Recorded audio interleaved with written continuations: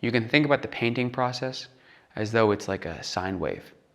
And nothing goes in a straight line, but there's this distribution and reaccumulation of different things that you value in your painting process.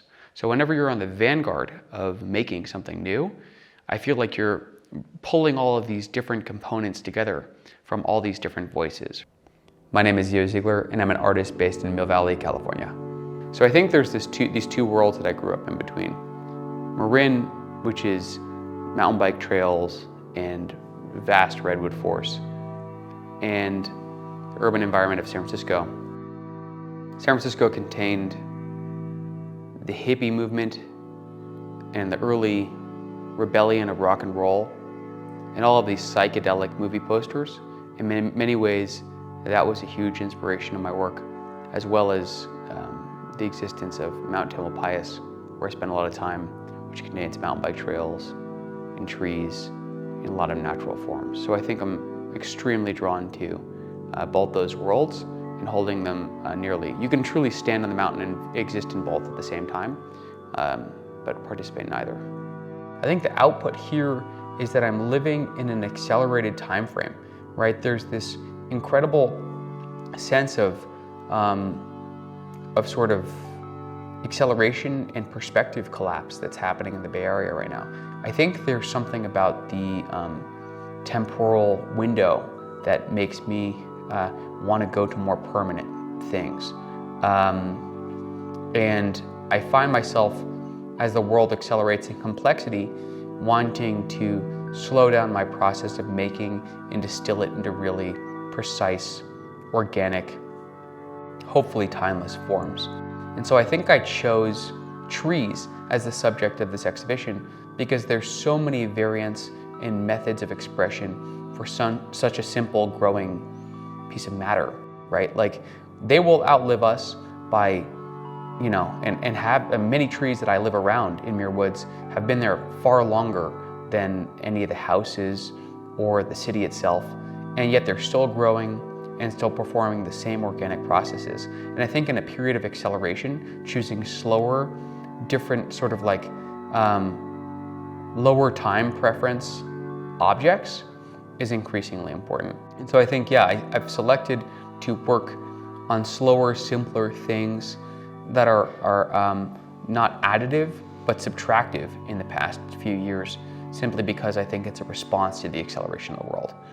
The job of the artist is to expose themselves to as many things as possible, to learn everything that came before and feel what resonates here and what resonates there. And then once you've done sort of your research and your understanding of how those movements can inform your work, you remove your conscious mind, and the substance of what you're working on sort of trickles up as you're working in a vacuum. We live in a moment that I feel is nervous to be referential, but I'm super informed by all the things that came before me. We first walked through the Mondrian show at the Byler.